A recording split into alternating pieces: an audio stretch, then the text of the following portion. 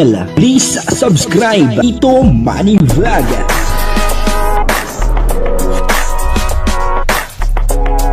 Payagan po si Tito Manny Vlog na mag-reactor para pambiling gamot sa kanya pong karamdaman. Wala man siyang records ng ng away.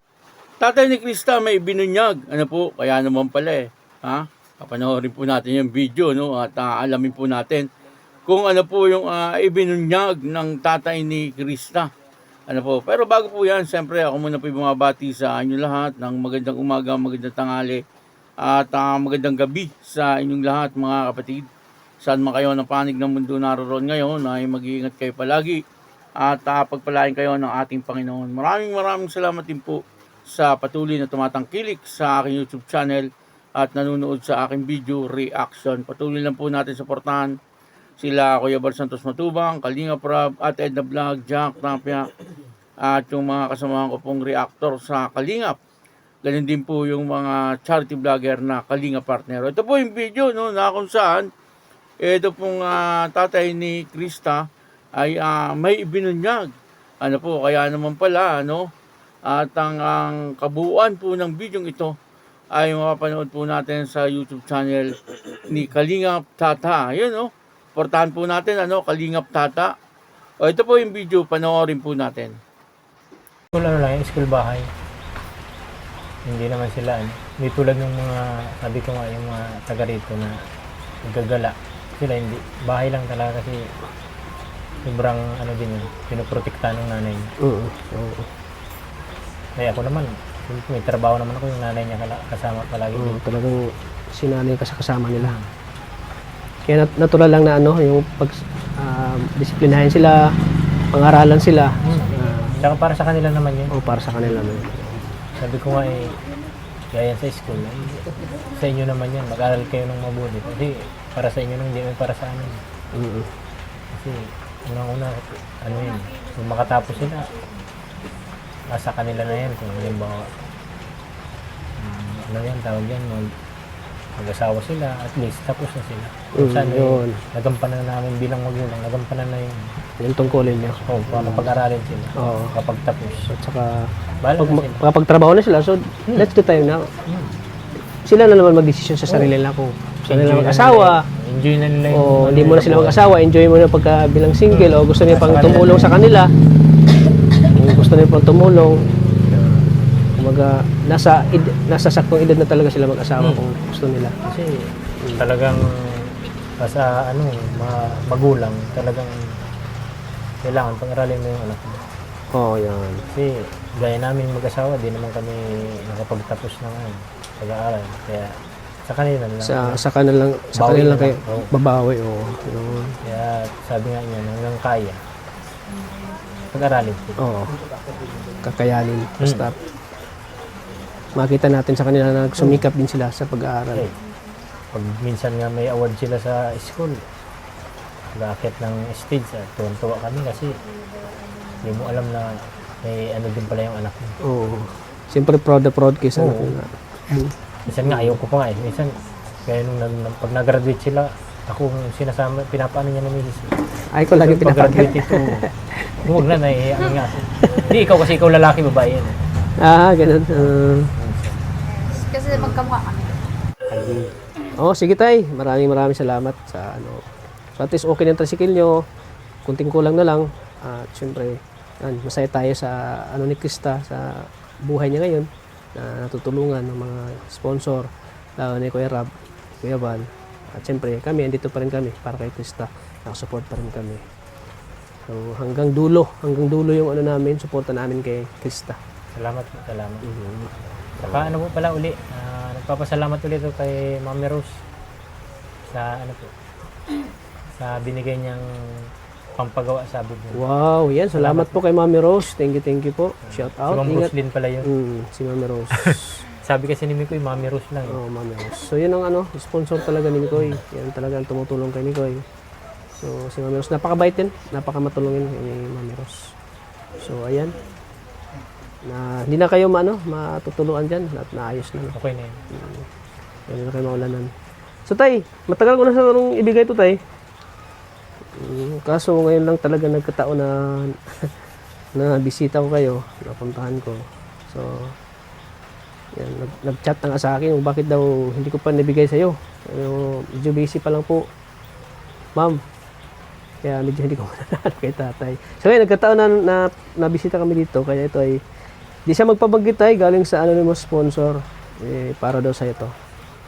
Ano tayo, tanggapin mo. Salamat po 1,000. sa anonymous sponsor po. Sa Anonymous. 1,000 po. Yan.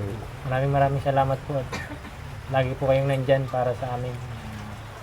Kay Krista, saka sa team ng ni Chris. Salamat din po kay Kuya Rab, kay Kuya Bal at Ate Edna.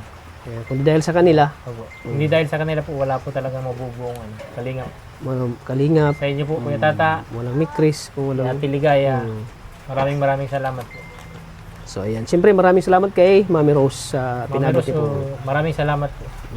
So Talagang, kung hindi dahil po sa inyo, hindi po talagang maayos malaking yung buong- tulong yung pag ano natin, no? Pag vlog. At siyempre nakita siguro sa vlog ko, no? Na yung bubong niyo ay nasira. Nakita ni Mami Rose. Kaya pinabot niya kay Miko yung tulong sa inyo. Ayan. Kaya thank you po Maraming kay salamat Mami Rose. Kay Mami Rose. Ayan. Kaya naman pala po, etong si Krista ay napakabait na bata, ayun po, napanood po natin sa video. Ayon po sa kanyang ama, ay pinalaki po nila ng maayos, yung kanilang mga anak, At lahat ng kapatid ni Krista ay talagang masunurin, po, sa kanilang mga magulang, po. At yun na nga, dito po ay ang sabi po ng tatay ni Krista. Si Krista daw po ay talagang medyo hinihigpitan din nung kanyang ina, Kasi yung kanyang ina daw talaga ang talagang nagdidisiplina, po, sa kanilang mga anak. Medyo matapang daw po, yung nanay ni Krista, pero sa tama lang.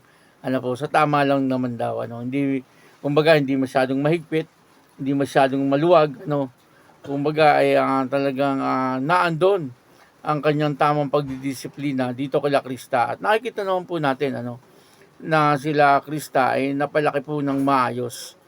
Po. At ngayon nga kitang-kita naman po na si Krista ay napaka-respetong bata. Po. At talagang lahat ng nakikita niya na matanda ay talagang nilalapitan niya po upang sa ganoon siya ay umamin. Bibihira na po yung mga kabataan na talagang umaamin po sa matatanda, si Krista, kitang-kita po natin, pag dumadating po sila Kuya Bal, sila Ate Edna, siya pa po mismo ang talagang lumalapit, upang sa ganon ay magbigay galang, po. At ang kagandahan po, kay Krista ay yung hindi po siya mahilig bumarkada, po. Talagang ang sabi po ng kanyang ama ay bahay at eskwelahan lang daw po itong si Krista, Nakakalabas lang daw po ito pagka po may mga importanteng gagawin, Katulad po nung magbablog sila nila Kalinga Prab, magsushooting, ay doon talagang pwede po siyang lumabas. Minsan nga makikita pa po natin, sinasamahan po siya ng kanyang ina o kaya ng kanyang ama, po.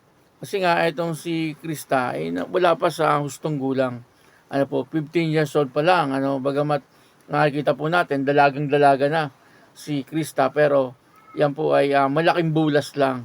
Tama din naman na bantayan ng kanyang mga magulang.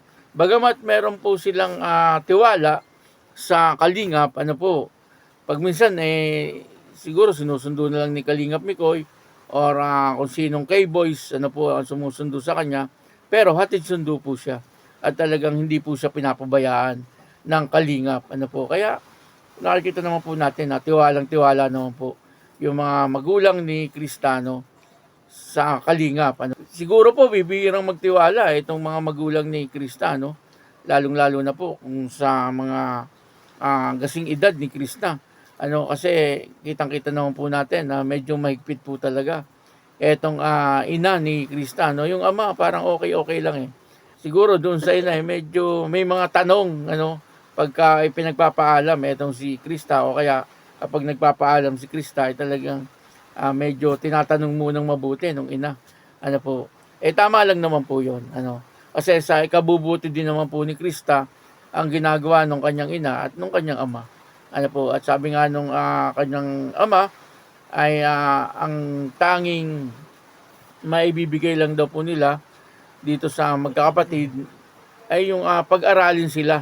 Ano po, at bahala na nga daw po sila kapag nakapagtapos na po sila ng pag-aaral, ay tapos na po ang katungkulan. Kumbaga, parang ganun ang pagkakasabi niya po. Ano.